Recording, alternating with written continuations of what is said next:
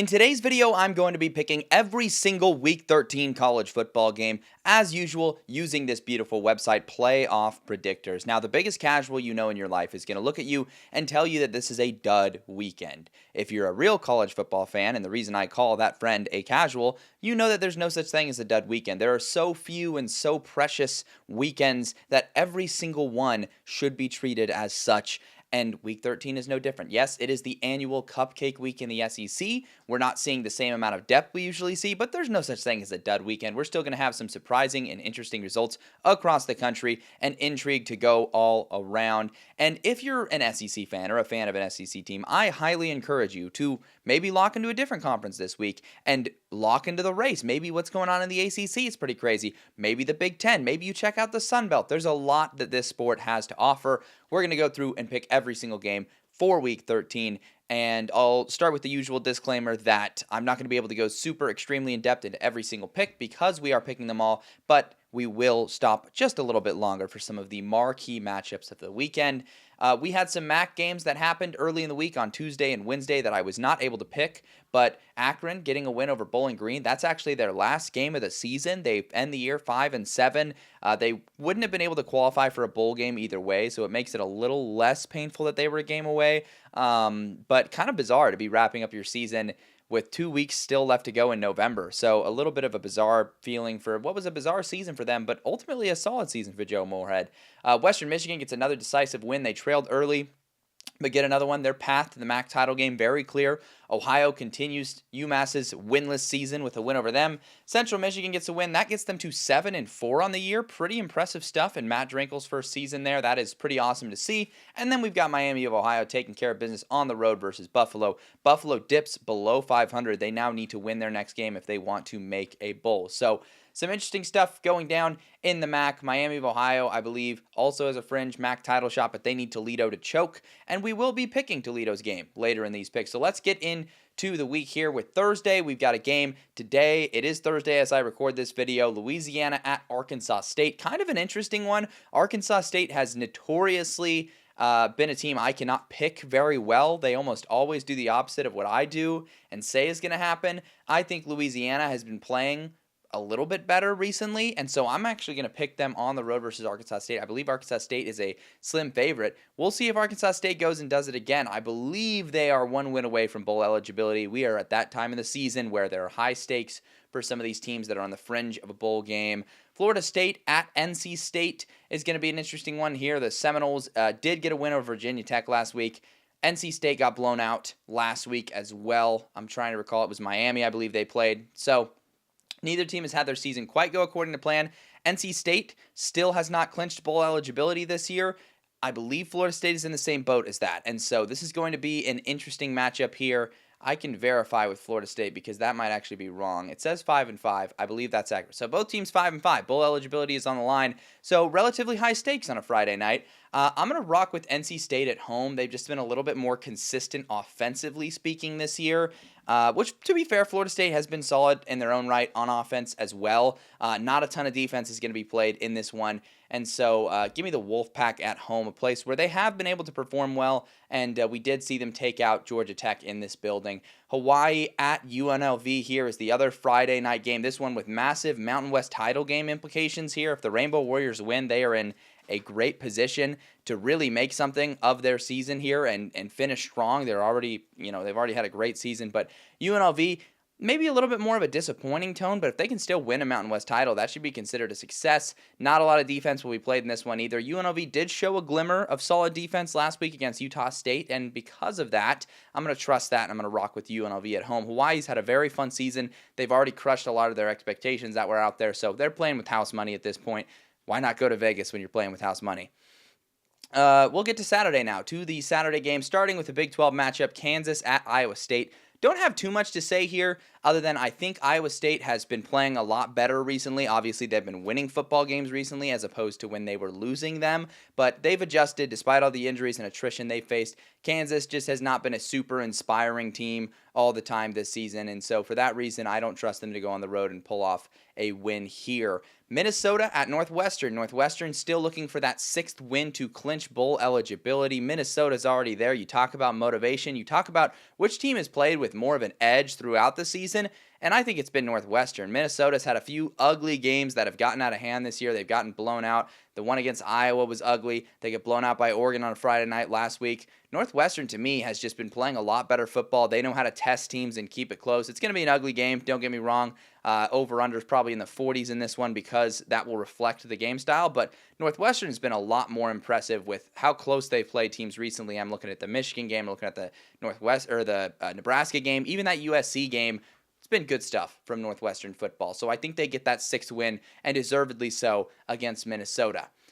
Rutgers has to go on the road to play Ohio State. Buckeyes still undefeated, still the number 1 team in the country. Rutgers has had a very effective passing attack this year, arguably one of the best in the Big Ten, which is not something you typically say about Rutgers or a Greg Schiano coach team, but the transformation has kind of slowly occurred. Unfortunately, they've lost that edge that they used to have defensively this year, and it's resulted in a season that's been a lot of ups and downs, but mostly downs. They're a couple close plays away from flipping some scripts in some games, but against Ohio State, it's not going to happen. I think Ohio State blows them out pretty handily here and continues to tune up for a big-time matchup against Michigan. Hopefully they don't get caught looking ahead in this one. Missouri-Oklahoma is one of the 2 top 25 battles that we get this weekend. It's one that some people have circled. Missouri, still Matt Zollers at quarterback. This spread has moved a little bit. It's opened at like 7.5. I think it's now closer to like 9.5. Missouri still has an excellent defense, and they will need an A+++ performance out of them if they want to have a chance in this one against Oklahoma. Missouri's strength is running the football. However, Oklahoma's strength is defending the run, and so Matt Zollers might be asked to throw the football a little bit here. There's some speculation and some word on the street that Beau Pribula maybe could be available for this game. That would make things kind of interesting if he was able to actually see some time here, but Missouri just very battered. Oklahoma's defensive front so nasty, so good at forcing turnovers, and I think if Missouri loses the turnover battle, this one is a complete wrap. The Sooners just have a lot more ways they can hurt you with their offense. Missouri, as I stated before, they have a really excellent defense in the SEC. I believe the stat I heard is that they're top 20 in both passing and run defense. However, we've seen the ability to make plays for Oklahoma. Their running game has slowly been getting a little bit better. If they can play a similar style of game here, the one they played against Alabama, where they control field position, they're able to force some turnovers, I don't anticipate they'll have any real issues here, and that's kind of the game script I think we're going to get. I don't think the scoring is going to get way up there. A 24-14 Oklahoma win just feels right, or maybe like 27, even 27-21, something along those lines. Definitely looking for a more encouraging performance from the offense, though, in this one, and I think the Sooners will need something like that to give them a boost for a playoff push that they are hoping for if they can take care of business in these last 2 games of the season. LSU on the horizon for Oklahoma after this one. In the ACC, Louisville at SMU. Louisville has had their season get away from them a little bit. It was really capped by that loss to Clemson and the loss to Cal, so things definitely getting out of hand for the Cardinals. It's not Stanford. And SMU is a team that still only has 1 conference loss. So the Mustangs getting hot at the right time. They're still not an overly great team, I would say. I think they've just had a favorable ACC schedule thus far. Obviously, we've seen the sloppy play from Louisville in the last couple of weeks here, but that is a talented Clemson team. Cal, I think, is a little better than maybe not quite better than their record indicates. I think Cal appropriately is reflected by their record, 6-4. I think that's valid. But Louisville is still a very talented team and a good team. They've had some clunkiness this season. So has SMU. I think back to that loss to Wake Forest, there are some catastrophic things that can happen to this SMU offense sometimes. And I think Louisville's going to be capable of exposing some of those things, stopping the bleeding here. They didn't get beat in blowout fashion by either Cal nor Clemson. It was small things. It was little things. I think they correct them, and they increase the chaos in the ACC. And I believe this is one of the results that Miami needs to happen to keep their ACC title hopes alive. Like I said at the start of the video, it is SEC Cupcake Week, so we've got Texas A&M playing a 1-win Samford team. I have a video talking about my thoughts on SEC Cupcake Week that has been posted in the short form variety, so YouTube Shorts or TikTok or wherever you're looking for that. But we won't linger on that too much here. Tulsa has been the worst team in the American throughout the season, but they're coming off of a dominant win over Oregon State. Oregon State has kind of just been lifeless and somehow has been a worse team under their interim head coach, Rob Aki, or Rob Aki. I don't even know how to pronounce his name. I haven't been watching the games because even as an Oregon State fan, it's just too depressing to watch. Army's at home here. Tulsa is not a good team. They did beat Oregon State. They have been playing decent, though, recently. They also had that overtime loss to Temple. So there's something to their play. If they show up here, maybe there's something that could happen. But I don't know. It just feels like Army's been getting a lot of their stuff right in the mid to late part of this season here. I think they'll take care of business. Miami goes on the road to play Virginia Tech. And I look at this game, and Virginia Tech's at home. But more importantly, Miami is away from home, where they've been not good at all under Mario Cristobal. In fact, the only time that they had to go outside of the state of Florida this year was that SMU game that they lost. Now they have to go outside of the state of Florida again. It's the month of November, where Mario Cristobal is notoriously terrible at Miami. I believe his updated record is 5-9 now that he's a couple games into this season in the month of November. Maybe 6-9 because I think they've played 3. So maybe that record's getting better. But also, Virginia Tech is going to have James Franklin in the building. He's not going to coach the game, as fun and weird as that would be. He's going to be in the building. I think the atmosphere is going to be awesome. I think people are going to show up and pack the place because of that. And they were already kind of doing that beforehand. They've got a very loyal fan base. So there's a lot working against Miami here, just aesthetically speaking. Matchup-wise, everything favors Miami on paper. But it's one of those things where you almost feel like it's not a football thing. It's beyond that. I'm expecting a competitive game. I think Miami will find a way to win. But there's also the way they've played recently in their games versus Syracuse and NC State. It just really hasn't been like super inspiring. And yeah, they've been winning because they're very talented. Has not been inspiring. My Miami stock, I'm selling it right now because I just don't love the way this team looks and feels since they lost that second game. We've got Delaware and Wake Forest squaring off. Delaware still needs a win to at least get to 6 wins, which would secure 500. The reason I don't say get to a bowl game is because of the FBS transition rule there. That wouldn't guarantee them a bowl game. They would have to get a special waiver granted to them. We're still waiting on that from Missouri State, who we'll talk about in just a second. But they go on the road to play Wake Forest. Huge opportunity here for Wake Forest to land win number 8 on the season. I think they will. That is an incredible year one from Jake Dickert. That should be celebrated. That is pretty cool. Georgia's going to blow out Charlotte during SEC's Cupcake Week. Charlotte is, I would say, the worst team in the American, even worse than Tulsa is. Georgia Southern and Old Dominion clash here.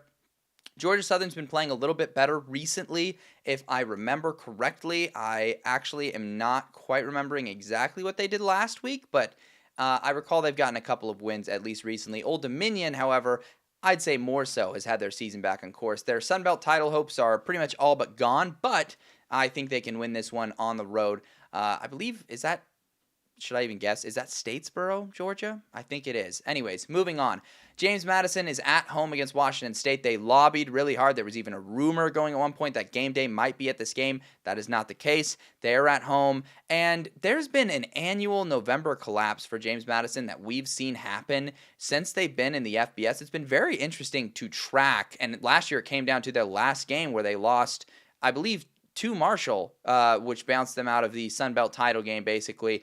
And now this year, here they go. They are at home. They're playing a Washington State squad that's been pretty stingy. It's been a Washington State squad that has had an edge, defensively speaking, very recently. They almost took out Virginia. They almost took out Ole Miss. I expect another spirited effort by Washington State here. James Madison's favored by multiple touchdowns here, but give me Washington State to spring an upset. There's just been an edge with the way they're playing. And yes, we haven't seen it show up in every game, but I think it 100% shows up here. And that could be a 6th win for Washington State. Yeah, that would put them to 6-5. So that would mean a bowl game for Wazoo, and that would be a pretty big deal for the Cougars and for Jimmy Rogers in his first season with the Cougars. We've got Baylor hitting the road to play Arizona. Arizona, another one of those teams that I definitely want to highlight for the great season they've been having. Baylor coming off a blowout loss to Utah. Still a dangerous team. Arizona can't sleepwalk into this one. They haven't earned that right. They're not a great enough team to afford to do that. But a win here gets them to 8-3. Man, that is a really impressive year two by Brent Brennan, turning things around, especially considering where the vibes were, considering last year was just supposed to be a plug and play with T-Mac and with Noah Fafita. It wasn't that, but this year, it's absolutely been that. So it's been super promising stuff for Brent Brennan to turn it around in year two. He's really revitalized the fan base, and there's a lot more faith in him as a head coach now. You can kind of feel it. It's going to make that Territorial Cup all the more awesome if Arizona wins and if the Sun Devils win. We'll get to ASU's game in just a little bit. I think Auburn and Bama both win their games during SEC's Cupcake Week here. We've got Missouri State at Kennesaw State. Matchup in the CUSA, big-time CUSA title game implications here for Kennesaw State. Missouri State, unfortunately, cannot make the conference title game because of the FBS transition rules. More stupidity, which is why I think it's going to be even more stupid when Missouri State goes on the road and gets the win and sets themselves up in what would be a CUSA title push in year one. Instead, it's just an 8th win for what's been a spectacular first season at the FBS level. I think they get it done against a Kennesaw State team that, for the most part, has been really spectacular this year for CUSA standards. Should be a fun battle. If you're in the middle of the day and none of the games are appealing to you, but you see this one out of the corner of your eye, go check it out. It's really fun football, and it is very interesting to watch. Know that conference title game implications are on the line there. Ball State on the road versus Toledo. Ball State not playing great. They lost to Eastern Michigan last week. Toledo playing a little better down the stretch here. I had some choice words for Toledo about how Jason Candle has squandered a great roster and a great team that should have won a MAC title. But then I realized after last week's win, they now control their MAC title destiny. So, I stand corrected. That aged very poorly. Shout out to Jason Candle for riding the ship at Toledo. If they can take care of business down the stretch here, they can win a MAC title, and that would be really awesome and something they've been needing because they've squandered some opportunities recently. Nevada squares off against Wyoming out in the Mountain West. Talk about the most random of wake-ups. Nevada woke up last week and just delivered a blowout victory over San Jose State, and now they're in a pretty decent position here. Wyoming, I believe, is still searching for a 6th win. Let's check their record. Sorry, I've been doing that extra here, but I feel it's important to define the stakes. So Wyoming is 4-6. They're at home. Nevada has no hope of a bowl game at all. Wyoming must win this game to keep their hopes alive. But I don't know. I don't know if I really trust Jay Sawvel and this staff enough to trust their preparation for a game like this. Nevada looked really, really good last week. So I'm inclined to pick Nevada again and have them keep going. Jeff Chalk, for all he knows, he could still be coaching for his job at Nevada because that was their first FBS win last week. So got to stack those performances. Marshall goes on the road to play App State. Marshall just clinched a bowl game, I believe, with their victory last weekend. They now go on the road versus an App State that is not team that has not had their season go according to plan at all. I do think, however, the home field advantage might make a difference in this one, might allow them to go steal a victory in Sun Belt play versus a team that I do think is a little bit better than them this season. UConn goes away from home. They are not fantastic away from home. They've lost to Delaware. They've lost to Rice on the road this year, and now they're playing FAU on the road. The Owls have actually been playing better football recently in the American Conference, so they could absolutely test UConn here. UConn does have Skylar Bell and Joe Fagano. I don't know. It's Fagnano, I think, is maybe a better way to pronounce it. So I'll pick them, give them benefit of the doubt. If they win that, it's another 9-win season. Talk about spectacular. I mean, just home run. Jim Mora is crushing it, and his name has avoided a lot of coaching searches that are happening right now. That is a huge victory if you're UConn, being able to retain him, and just pretty cool the way that they've been able to do things recently. We've got Liberty, Louisiana Tech clashing in the CUSA. This one is extremely critical for Sonny Cumbie. He needs to win this game, I think, to save his job. He needs to make a bowl game at Louisiana Tech, and right now it's not looking like that's super likely. Liberty has been kind of sputtering. I think Louisiana Tech just needs this one a little more. I believe Liberty at risk of missing a bowl game entirely still. If we check the standings here, yeah, this would put Liberty to 4-7 with a loss, and Louisiana Tech would be to 6-5. So the margin for error very slim for Louisiana Tech. They need to win this one. Sam Houston and Middle Tennessee square off here. Sam Houston on a little bit of a winning streak. How about that? After being winless for so long, they've won a couple games. They beat Oregon State. I just don't even want to think about that game anymore. But they do that, and then they beat Delaware. I think they keep it rolling against a Mississippi State team that really has not had a lot going for them. South Florida and UAB square off. South Florida should get a victory here. Their season has gotten away from their lofty aspirations that they had for a little bit there. It doesn't look like a CFP appearance is realistic at all anymore, and not even an American Conference title game appearance. So it's pretty cutthroat out there in the American. In the CUSA, we've got a battle between New Mexico State and UTEP. It is a rivalry game, and it's the last one until UTEP leaves for the Mountain West. So I'm actually curious to know if this rivalry game will continue after this game. This should be actually a pretty electric environment. UTEP football has been playing a little bit better recently, so I'm actually going to rock with UTEP at home against a New Mexico State team that is riding a losing streak currently. We've got more CUSA action. Jacksonville State at FIU. FIU, I believe, may have squeaked out a victory last week. If I remember correctly, I believe they were taking on Liberty, but I could be wrong in that assumption, so maybe I should check. But I feel self-conscious because maybe I'm checking too much and maybe that frustrates people. But it probably frustrates you more if I say inaccurate information. So FIU, 5-5. Victory over Liberty. I was right. I didn't even have to. I shouldn't have doubted myself. Jacksonville State's had a few close calls, but they did get that nice win over Kennesaw State. So I think they go on the road and get another one, a win here to get them to 8-3. So another potentially great record and great team there in the CUSA as Jacksonville State sets their sights on the conference title game and another conference championship. Syracuse and Notre Dame squaring off. Syracuse has been a shell of a team really ever since Stephen Jelly got injured. It's been unfortunate to see their season just kind of get away from them down the stretch here. Duke and North Carolina in the ACC going to go at it here. North Carolina is a not good team, and Duke is a good team, but kind of, maybe, probably not, actually. They've lost pretty much at every opportunity to make something of their season. They've long held on their ACC title hopes. But at this point, they're just trying to get to a bowl game, and Duke is such a better team than North Carolina. I swear, they're good. I keep picking them, and they keep losing. I think they win this one, but if they lose that one, my goodness, I don't know if I can ever pick Duke again. It's been a kind of a tragic season for the Blue Devils. And we finally made it to the second top 25 battle, another one that is a marquee matchup of the weekend. USC at Oregon.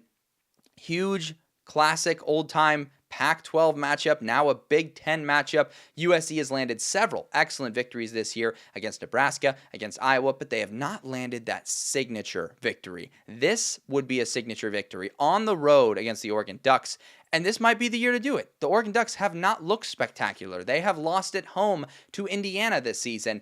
This team potentially looks vulnerable. They couldn't pull away versus Wisconsin. They couldn't pull away versus Iowa. They did have a convincing performance versus Minnesota, but Minnesota hasn't been great. Iowa had a convincing performance versus them as well. So this is a huge opportunity potentially for USC to make a statement just as Indiana did. And the spread looks similar. It's around Oregon minus 9.5. So a lot of similar circumstances. What Indiana did to Oregon was torch them with elite wide receiver weapons. USC has that with Jacoby Lane and with Makai Lemon, one of the front runners to win the Biletnikoff Award this year.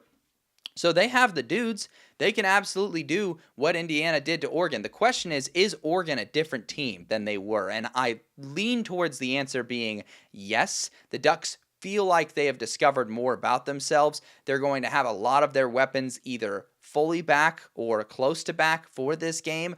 They were battling injuries in the middle of the season.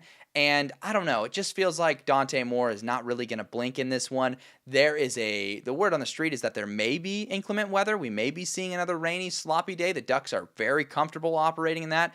To be fair, USC has been comfortable winning in that way as well recently. To me, it just feels like this is too tall of a task for the Trojans. They have not shown a super discernible edge that shows they can get up for a game like this. Even against Nebraska, it was in doubt for a little bit. Iowa got out to a big lead early versus them. I just think the Ducks are searching for a get-right game, and I believe that this is it against USC. Just seems like the proper level of motivation is going to be there. Dan Lanning knows how to get his guys ready. Just feels like a signature moment, a signature win for the Ducks. Probably going to be the best they look all season, in my opinion. That's just how I see this one playing out. We've got Southern Miss hitting the road to play South Alabama. Southern Miss coming off a surprising blowout loss to Texas State. I think they bounce back with a win here against the South Alabama team that has not had a ton going for them for the most part this season. Classic Southwest matchup, Arkansas at Texas. Razorbacks winless in SEC play, could go down as one of the best teams to ever go winless in SEC play if that is what happens. They're not an awful team. They did fire their head coach. They don't really have much of a defense, but their offense has some electric playmakers like Taylon Green, and they can really move the football. They just can't really stop anyone to save their lives. So here on the road versus Texas, Longhorns are capable of losing this football game with how sloppy things have been at times. Capable of losing is different than going to lose. I do think the Longhorns win. They just have maybe a little bit more to play for. They'll probably be a little bit more motivated. They didn't come out completely flat versus Georgia. They competed for a little bit in that game. So do give me Texas at home to get the win.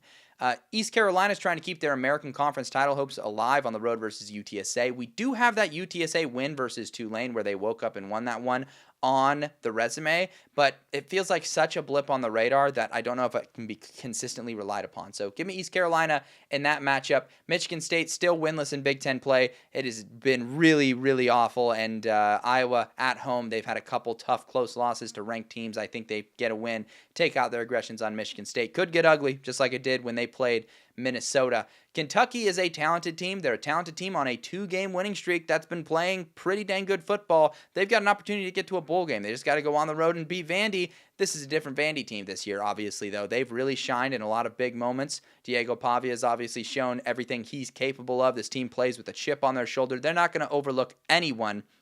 And something I thought Vandy could be susceptible to this year is playing as the favorite, playing as the ranked team in some of these SEC games, which is not something that they're used to or accustomed to at all. Maybe in one of these games just ending up getting punched in the mouth early by a team that's more talented than them and not being able to recover. That just hasn't been the case this year. We saw it against Auburn, and then they just responded beautifully. They came back, they won in overtime. So they responded really well. Because of that, in the sample size, I feel like I can trust them against a Kentucky team. Even if on paper Kentucky's roster is more talented than Vanderbilt, I trust them to win, and I trust them to win in a number of ways, even if it requires them to respond to some early adversity. Tulane on the road versus Temple. Temple is not a terrible team, and now they've got 2 opportunities here to play spoiler in the American at the end of the season. I believe after this game, they play North Texas in the final week of the season. Tulane is currently ranked. If they beat Tulane, North Texas will probably be ranked when they play them, so creates an interesting dynamic here. Summerall was very critical of his team openly. There's rumors about him potentially interviewing for other jobs right now, but I think he still is locked into this season.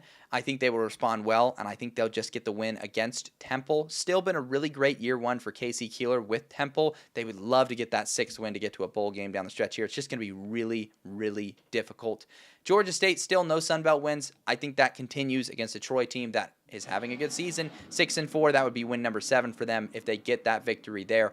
Oklahoma State, lifeless. Central Florida, a little bit more life to them, so give me Central Florida at home in the Big 12. Not much analysis that needs to be had there. Oklahoma State has not lent itself to analysis.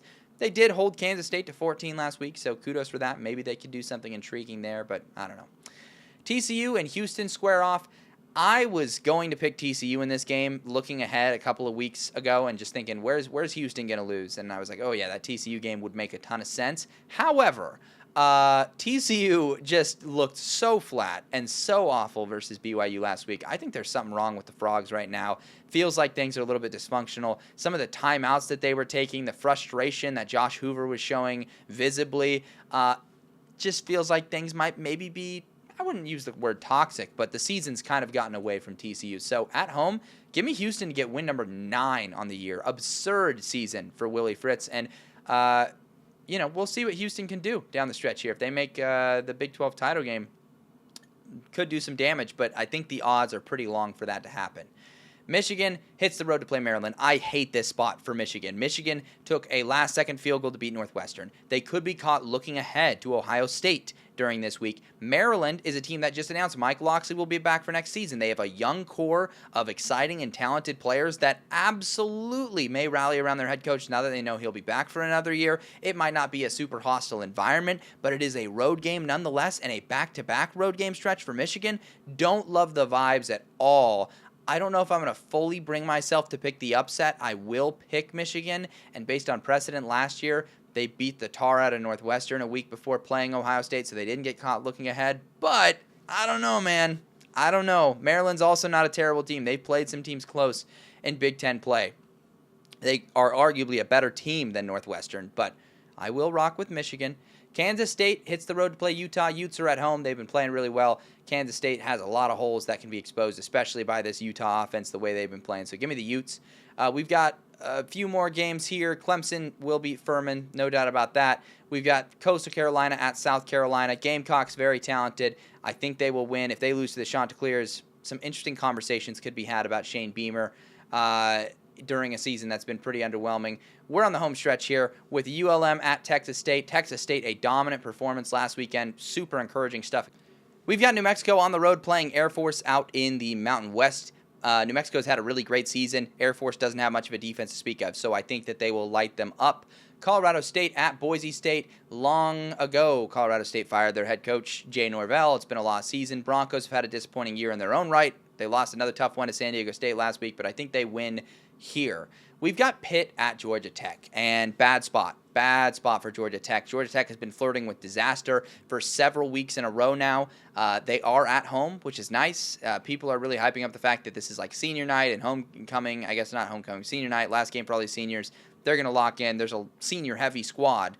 However, Pitt, their offense has been really spectacular recently in ACC play. Yes, Notre Dame shut them down, but Georgia Tech has been extremely susceptible and vulnerable on defense. They got lit up by Boston College. I believe 3 of their last 4 opponents have thrown for over 300 yards against them. I just don't love the spot. I just do not like how Georgia Tech has been playing. The alarm bells are going off to me. I think their luck catches up with them here. I think Pitt gets the win. Nebraska and Penn State clash in the Big Ten. This is terrible timing for Nebraska. Obviously, Latif is in at quarterback, but Penn State is playing well now, suddenly. They have found a style of football that benefits them, and they nearly take out Indiana. They do take out Michigan State. They have a decent talent roster. Nebraska is also without their starting quarterback. I think on the road, Penn State takes out Nebraska here in a tough loss for the Cornhuskers, a team that previously thought they might have some playoff aspirations this year. Things just got a little bit out of hand down the stretch here. Plus the fact that Rule hasn't necessarily finished the season super well here with the Cornhuskers. North Texas at Rice is an intriguing game just because it's an in-state matchup. Maybe Rice comes out motivated, but North Texas is a really excellent squad, so I think they get the job done there. Cal at Stanford is another big-time matchup here because it is a rivalry game. Even though Stanford's 3-7, I don't care. I'm going to call it a big-time matchup, and I think that Cal is the better team. However, why not? It's a rivalry game. Stanford's at home. They've been weird this year. They've had some weird wins, and Cal's been really weird this year too. So give me Stanford to pull off the upset in this one. Tennessee hits the road to play Florida. Florida's been motivated for the last couple of games. They nearly took out Ole Miss. However, Tennessee should be fine here. I think that might have been a last gasp from Florida. We've also seen Florida look awful when they got blown out by Kentucky. Illinois and Wisconsin square off. Illinois has been playing good football quietly. Wisconsin also has been testing teams, but I don't know if they can stop this Barry Lenny Jr. offense led by Luke Altmaier. LSU is going to win their game versus Western Kentucky in all likelihood. Maybe the Hilltoppers come out with some fight, but LSU's still been playing pretty decent considering their situation, firing their head coach. Colorado has looked very lifeless recently, and so even against an Arizona State team that has been flawed, winning close games, Jeff Sims has had some awful turnovers that have kept games close. They needed a late field goal to beat West Virginia. I think they get it done, and they beat Colorado on the road. BYU hits the road to play Cincinnati. This one is another one of the bigger matchups of the weekend. Cincinnati did fall to Arizona last week, but they're still a decent team. They just haven't been playing their best football recently. BYU, really impressed with that win over TCU. They are on the road where they played a little bit worse this season, for sure, and I don't know. It is an interesting spot. I am going to give the benefit of the doubt to BYU because they have found ways to win on the road when they have gone on the road this year, but it's certainly a spot where they could stumble down the stretch in this season. Utah State hits the road to play Fresno State. Utah State hasn't had the strongest finish to the year. Fresno State looking a little bit better on paper, so I'm going to take them. And then San Diego State should have no problems against the San Jose State squad coming off a blowout loss to Nevada. Washington at UCLA is interesting. We saw Washington lose to Wisconsin. We know they're susceptible to a loss like this. UCLA playing a little bit better down the stretch here. We saw them against Ohio State last time we saw them, so we haven't seen them versus like comparable competition in a little bit here. They could come out with some life, but it just feels like it's going to be a little bit more easy for Washington to come out motivated here. So I do think the Huskies get it done, and Fish's team keeps their focus late in the year and keeps some of their goals in front of them. But maybe they get caught looking ahead to the Oregon game. That could also happen. But that is it for my Week 13 predictions. Got them all in there. Let me know down in the comments if you agree with my picks, what picks you disagree with, and what game do you think is flying under the radar the most in a weekend that's flying under the radar in the national picture. That's all I got for you guys today. I will see you guys next week. Sorry about the only one video this week. It's been a pretty busy week, but we'll get back to it next week probably with 2 videos. Season's winding down, coming to a close. I'm also going to link this website and the Discord down in the bio as I always do. That's all I got for you guys, and I will see you guys next week.